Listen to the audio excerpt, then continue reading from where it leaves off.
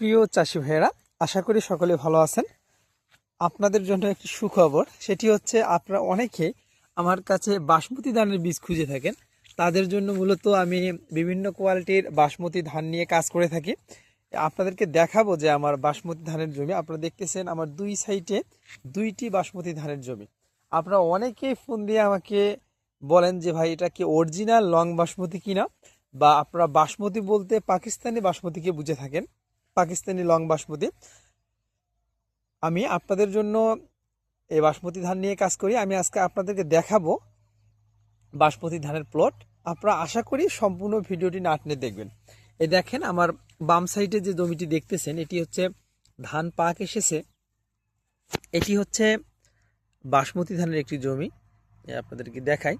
এটি হচ্ছে হুলযুক্ত বাসমতি, এই যে হুলযুক্ত বাসমতি।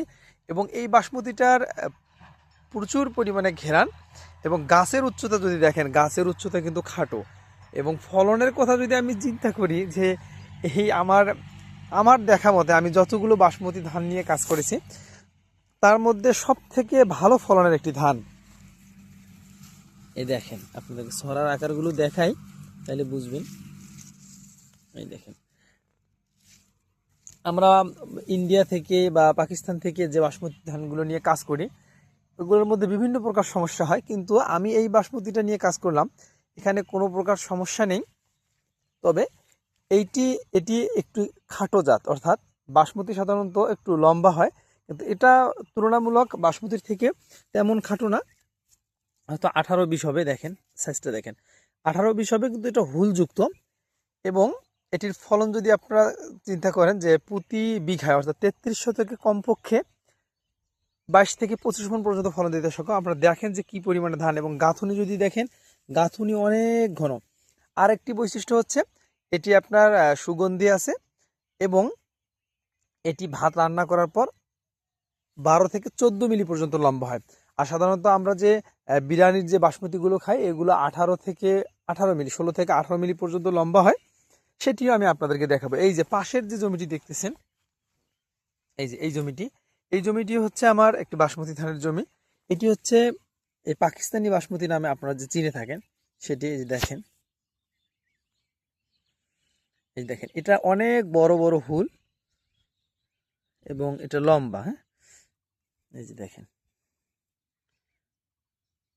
ক্লিয়ার আসতেছে না, আমি দেখাই। কিন্তু আমার এই জমিতে কিছু মাজরা পোকার আক্রমণ লেগেছে। এই যে মাজরা পোকার আক্রমণ লেগেছে। আমি এই বাসমতির মধ্যে মাজরা পোকা বেশি লাগে, কিন্তু আমি একটু ওষুধ কম ব্যবহার করেছি, এই জন্য আক্রমণটা একটু ব্যাপক হয়েছে। কিন্তু ফলন কিন্তু খারাপ হয়নি, মোটামুটি ফলন ভালো হয়েছে। এই যে দেখেন,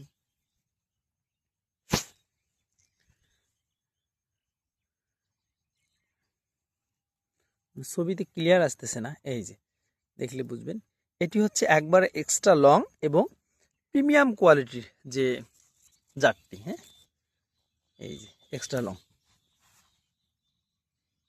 এটি হচ্ছে পাকিস্তানি বাসমতি নামে আমরা চিনে থাকি। এটি হচ্ছে মূলত 1847 যে ভ্যারাইটিটা আছে, লেটেস্ট ভ্যারাইটি। যে মূলত পাকিস্তানি যে বাসমতিগুলো আছে, এই বাসমতিগুলো ইন্ডিয়াতে নিয়ে এসে ইন্ডিয়াতে কিছু মডিফাই করে ওরা কাজ করে।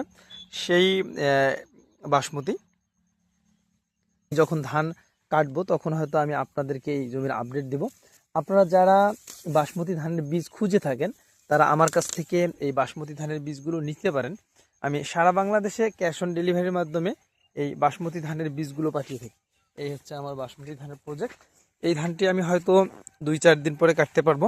পাশাপাশি আপনারা কিন্তু আমার কাছে ব্ল্যাক রাইস ধানেরও বীজ পাবেন। এই যে দেখেন, আমি যদি এইভাবে আপনাদেরকে দেখাই, এই যে দেখেন কত সুন্দর। এই যে এই হচ্ছে বাসমতি।